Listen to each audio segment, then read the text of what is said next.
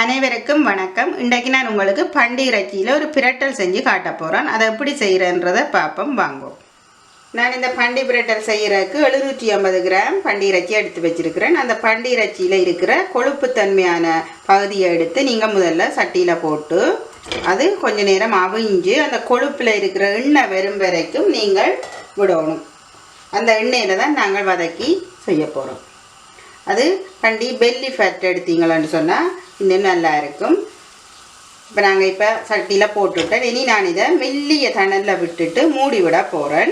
மெல்லிய தணலில் விட்டால் தான் அந்த பண்டியில் இருக்கிற அந்த கொழுப்பு உருகி வரும். நீங்கள் அதுக்கு வெயிட் பண்ணணும் கொஞ்சம் நேரம். நீங்கள் மூடி விடுங்க. மூடி அவிய விட்டு நாங்கள் திருப்பி இருக்கா ஓப்பன் பண்ணி பார்ப்போம். இப்போ மெல்லிய தணலில் விட்டு மூடுவோம். நாங்கள் இருக்கா ஓப்பன் பண்ணி பார்ப்போம். இங்கே பாருங்கோ இப்படி இருக்குது. மிக்ஸ் பண்ணி விடுவோம்.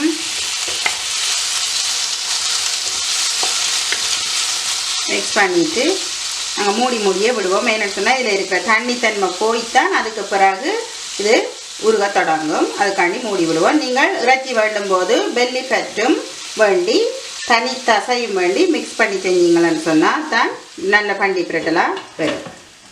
இப்போ நாங்கள் மூடி விட்டுட்டு கொஞ்சம் நேரத்தால் ஓப்பன் பண்ணி பார்ப்போம். இப்போ 10 நிமிஷம் ஆகிட்டு நான் இருக்கா ஓப்பன் பண்ணி பார்க்க போகிறேன். நான் இப்படி இருக்குன்றதை பார்ப்போம். இங்கே பாருங்க, இறைச்சி நல்லா அவிஞ்சு அந்த கொழுப்புத்தெல்லாம் வந்து கொண்டு இங்கே பாருங்க ஆயில் வந்து கொண்டு இருக்குது. இன்னும் இது நல்லா ஆயில் வரணும். அது வரைக்கும் நாங்கள் இதை திருப்பியும் மூடி விடுவோம்.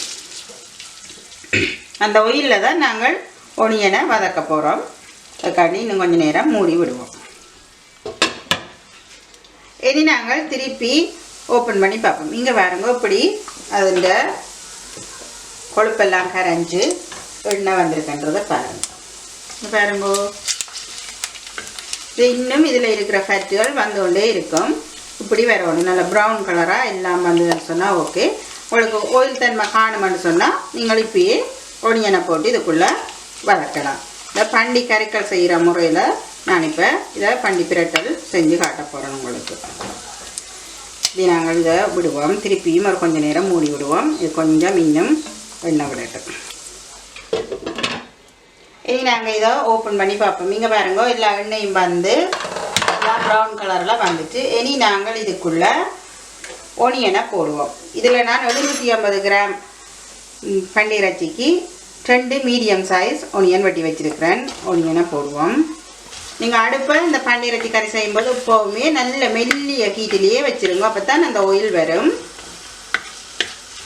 இனி நாங்கள் இதுக்குள்ளே தேவையான அளவுக்கு பெருஞ்சீரகம் போட போகிறேன். நான் இதுக்கு 3/4 கரண்டி பெருஞ்சீரகம் போடுறேன். 1/2 தேக்கரண்டி சின்ன சீரகம் போடுங்க, நல்ல டேஸ்ட்டாக இருக்கும்.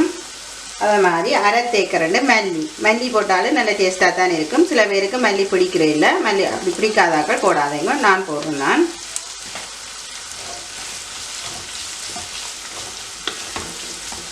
வெங்காயம் நல்லா வதங்கி வரும் வரைக்கும் நாங்கள்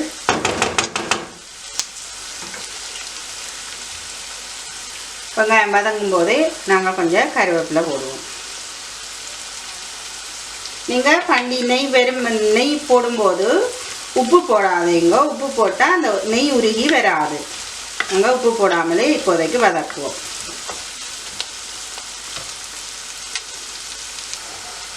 இப்போ பாருங்க வெங்காயம் நல்லா வதங்கி கொண்டு இருக்குது. நம்ம கொஞ்சம் நேரம் வதங்க விட்டுட்டு நாங்கள் இதுக்குள்ளே மிச்ச பண்டி இறைச்சியை போடுவோம். இனி வெங்காயம் வதங்கினா காணும். இனி நாங்கள் இதுக்குள்ளே பண்டி இறைச்சியை போட போகிறோம். நீங்கள் எவ்வளோத்துக்கு எவ்வளவு ஆறுதலாக சமைக்கிறீங்களோ அவ்வளோத்துக்கு அவ்வளவு இது டேஸ்டியாக வரும்.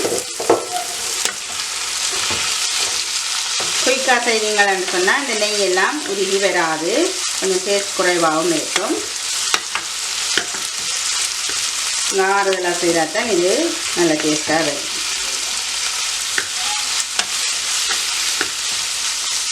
நீங்கள் உப்பு கடைசியாக தான் இந்த இறைச்சிக்கு போடணும். நாங்கள் இனி ஒரு கொஞ்சம் நேரம் மூடி விடுவோம். இந்த பண்டி திருப்பி போட்ட பண்டி இறைச்சியில் இருக்கிற தண்ணி வரும் வரைக்கும் மூடி விடுவோம். இப்போ நீங்கள் மூடும்போது அடுப்பை கொஞ்சம் கூட்டி விடுங்க. இனி நாங்கள் இதை ஓப்பன் பண்ணி பார்ப்போம். பாருங்க, இறைச்சியில் இருக்கிற தண்ணி எல்லாம் வந்து இப்படி இருக்கு.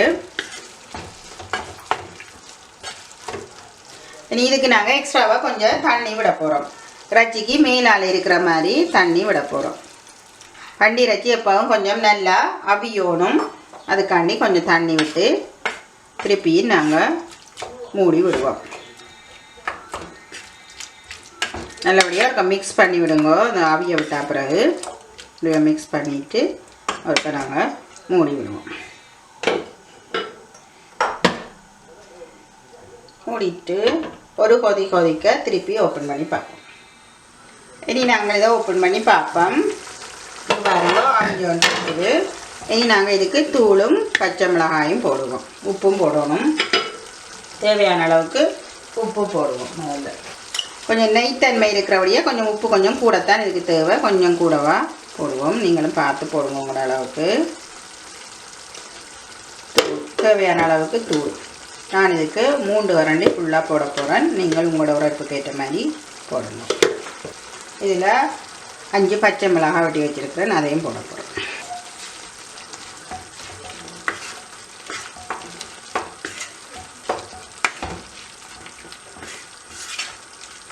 தூள் நல்லா போட்ட அப்புறம் நீங்கள் அடுப்பை நல்லா குறைச்சி விடுங்க. ஓரளவு குறைச்சிட்டு இனித்தான் நாங்கள் இது பிரட்டலாக வரும் வரைக்கும் மிக்ஸ் பண்ண போகிறோம்.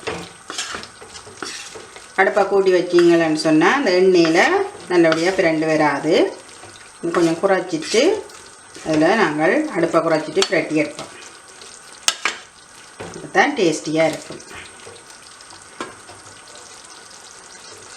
நாங்கள் மூடுவோம். இனி நாங்கள் ஓப்பன் பண்ணி பார்ப்போம்.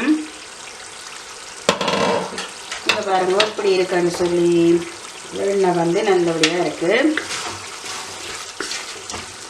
இனி இதுக்கு நாங்கள் கொஞ்சம் கருவேப்பிலை போட்டுட்டு அடுப்பை ஓரளவு கூட்டி விட்டுட்டு இனி நாங்கள் நல்லபடியாக வத்தி வரும் வரைக்கும் ரெடி கொண்டே இருப்போம். இப்போ தான் இந்த டேஸ்ட் நல்லா வரும்.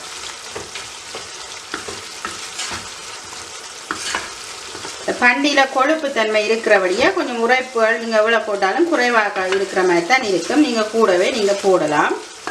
விருப்பமான நாட்கள் போடுங்க. உப்பும் அப்படித்தான் கொஞ்சம் குறைவாக இருக்கிற மாதிரி தான் இருக்குது. நார்மல் உப்பு கரைக்கி போடுறத விட கொஞ்சம் கூட போட்டிங்கன்னா தான் இந்த பிரட்டலுக்கு டேஸ்ட்டாக இருக்கும். என்னென்னா அந்த கொழுப்பு தன்மையாக இதுக்கு வேறு எந்த எண்ணெயுமே விடையில பண்டி இந்த கொழுப்புலையே பிரட்டி எடுக்கிறோம். இதுக்கு வெந்தயம் கடுகு ஒன்றும் போடுறதில்ல. அதே மாதிரி எந்த மசாலாக்களும் போட்டுருவில்லை. வெந்தயம் கடுகு மாதிரி இந்த மசாலாக்களும் போடுறதில்லை. பெருஞ்சீரகம், நச்சீரகம், மல்லி அதோட நீங்கள் இப்படி நல்ல வடிவாக செய்து எடுப்பீங்கன்னு சொன்னால் ஓகேயா இருக்கும். எவ்வளவுக்கு ஃப்ரெண்டு நல்லா பிரட்டலாக அரைக்கிறீங்களோ அவ்வளவுக்கு இது டேஸ்ட்டாகவும் இருக்கும். அதுக்கு நீங்கள் மிக்ஸ் பண்ணி இறைச்சி வேண்டணும். கொழுப்புத்தன்மை உள்ள இறைச்சியும் கொழுப்புத்தன்மை இல்லாத இறைச்சியும் வேண்டி ரெண்டையும் சேர்த்து மிக்ஸ் பண்ணி செய்வீங்கன்னு சொன்னால் எப்படி வரும். பண்டி கொழுப்பு உடம்புக்கும் நல்லது.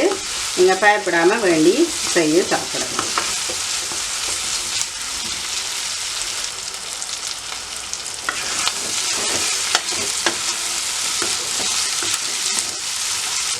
இனி இது ரெடி ஆகிட்டு இது இனி நாங்கள் இறக்கி சர்வ் பண்ணுவோம். பண்டி இறைச்சி பிரட்டல் ரெடியாக இருக்குது. இதை மாதிரி நீங்களும் ஒருக்கா ட்ரை பண்ணி பாருங்க. இது உங்களுக்கு பிடிச்சிருந்தால் லைக் பண்ணி ஷேர் பண்ணி சப்ஸ்கிரைப் பண்ணுங்க. நான் உங்களை இன்னொரு வீடியோவில் சந்திக்கிறேன். நன்றி.